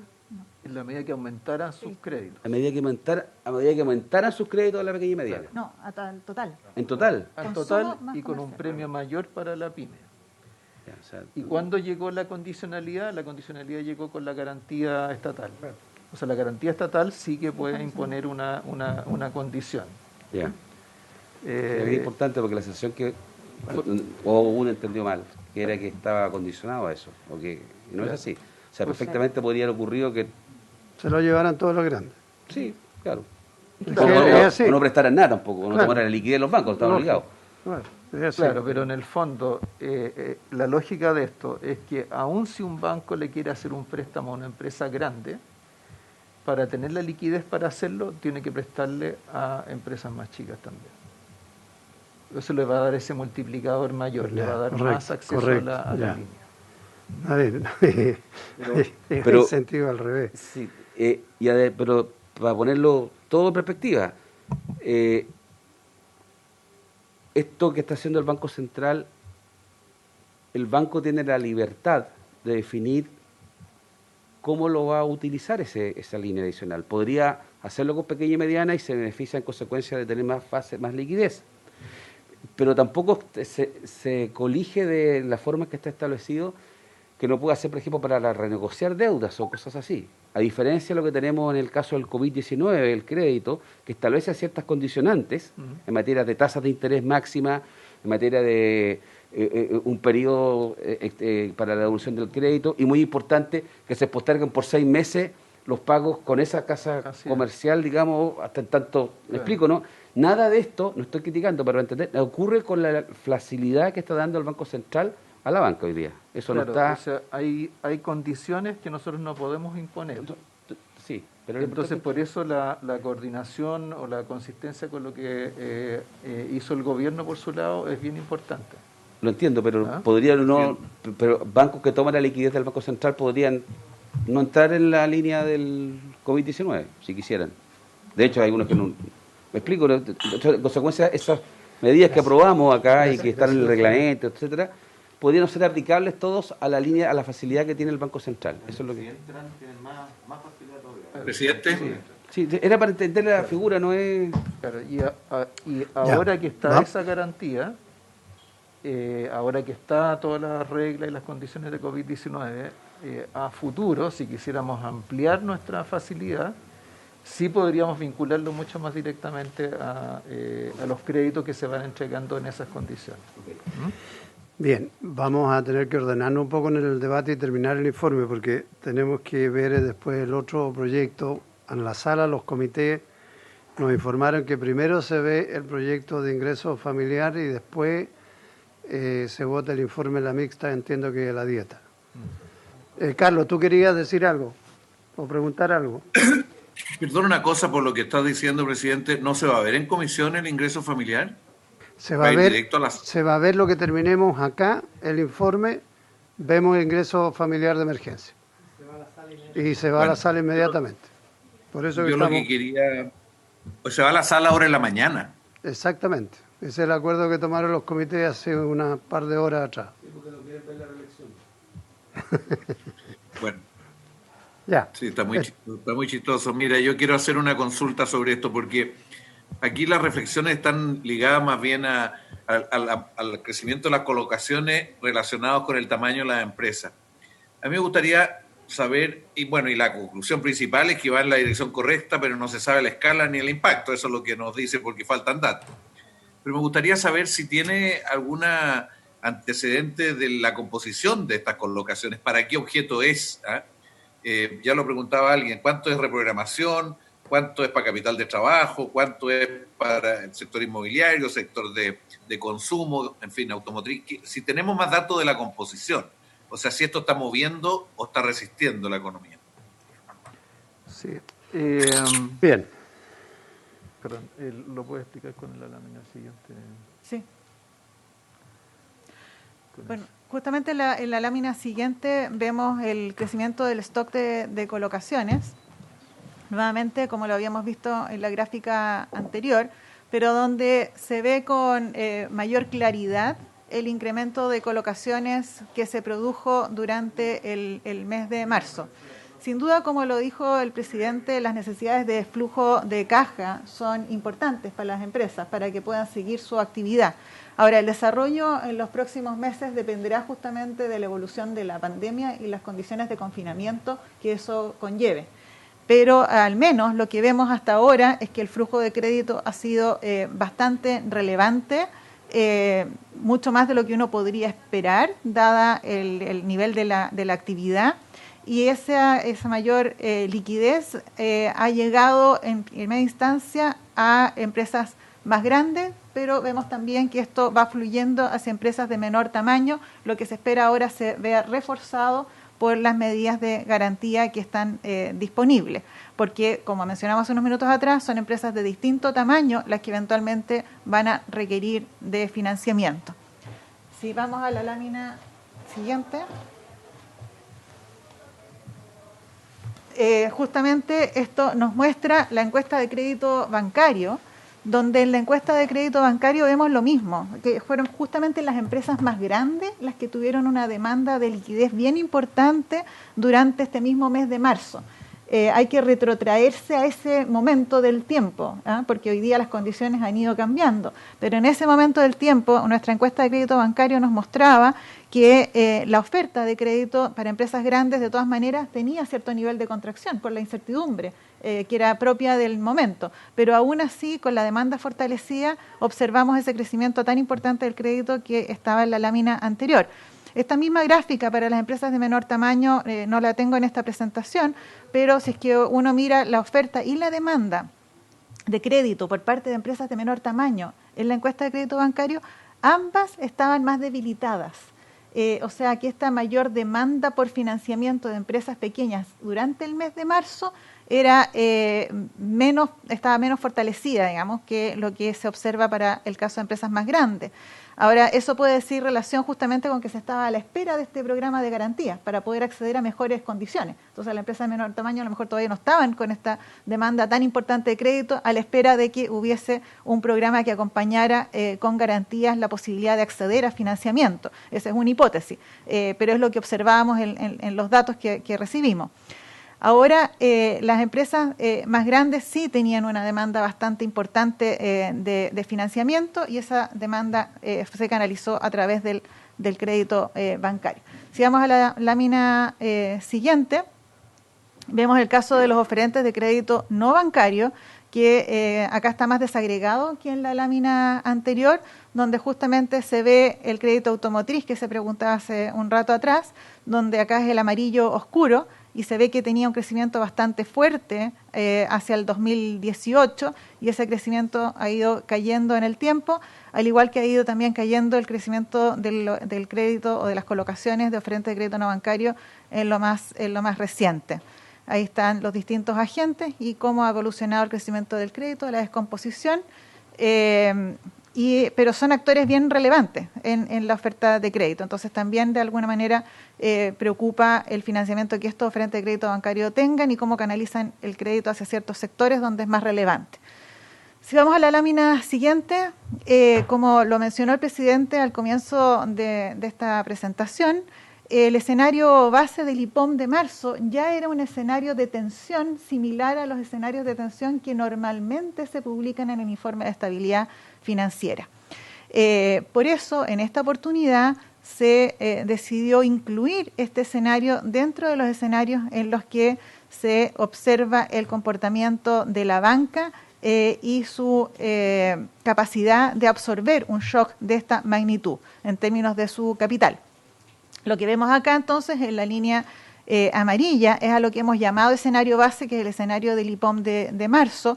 Cabe destacar que este escenario del IPOM de marzo considera ya que el crédito está fluyendo hacia las empresas de tal manera de que problemas de liquidez no se transformen en un problema de insolvencia.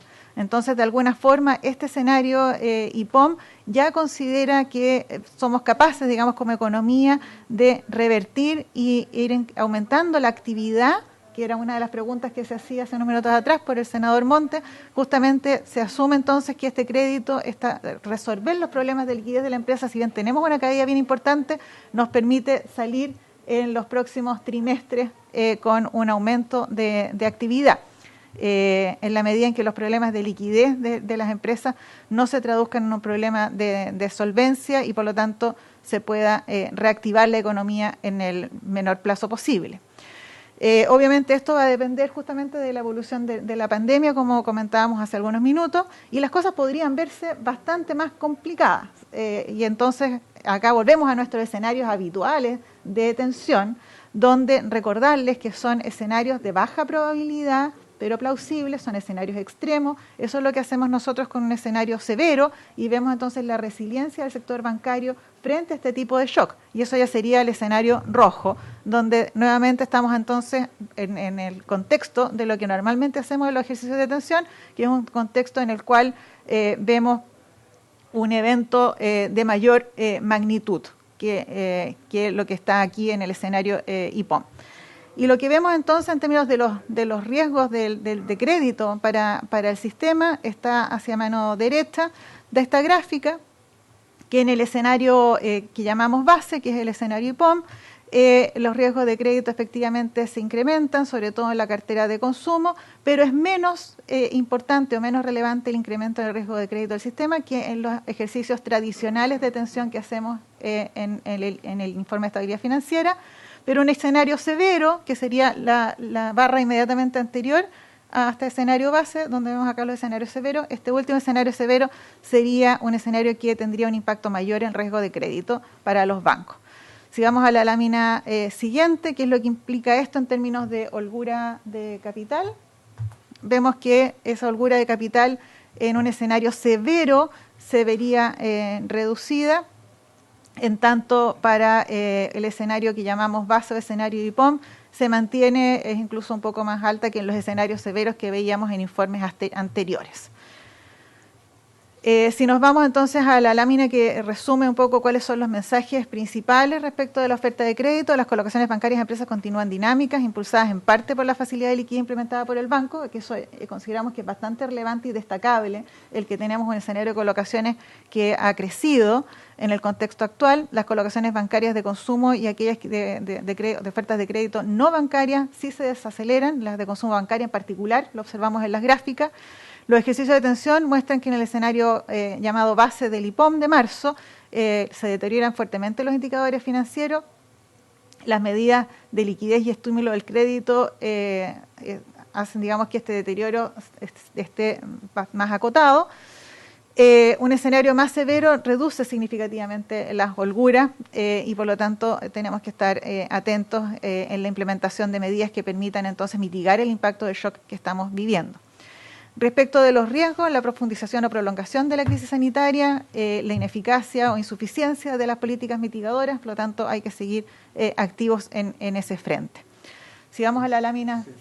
Sí, mira, yo lo que veo es que la Comisión está bien presionada por el tiempo, entonces lo que podemos hacer, nos saltamos un poco el detalle de lo que venía y nos vamos directamente a los mensajes respecto de este último bloque que tiene que ver con los desafíos adicionales de política que tenemos para adelante.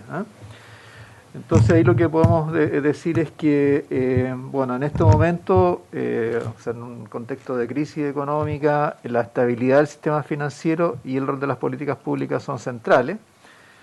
El sistema financiero tiene que ser capaz de concentrarse en su rol de provisión de crédito y actuar de manera contracíclica, al contrario de lo que ha sido habitual, y eso cambiaría mucho la evolución de la economía en el futuro.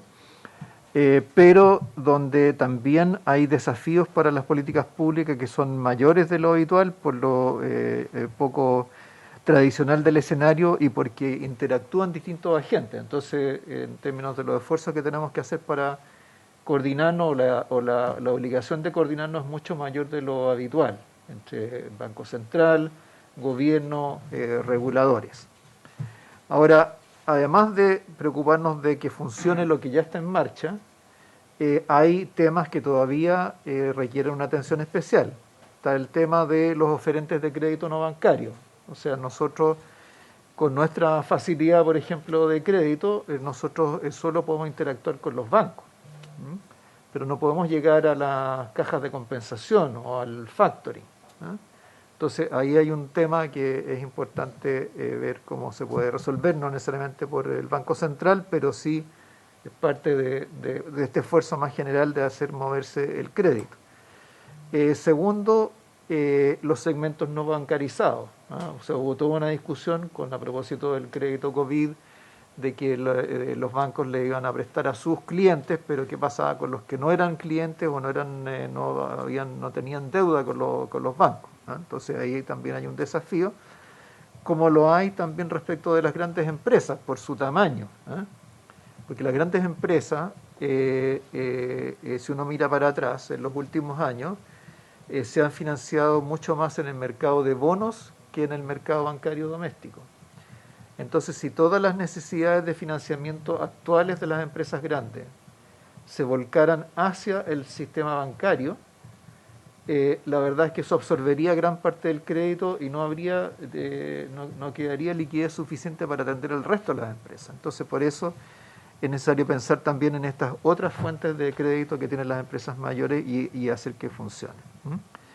Entonces, acá es fundamental evitar normas desarticuladas o contradictorias que pongan en riesgo la estabilidad financiera. Hace pocos días hicimos una presentación en una comisión en la Cámara que estaba viendo algunas iniciativas, hicimos presente ese punto.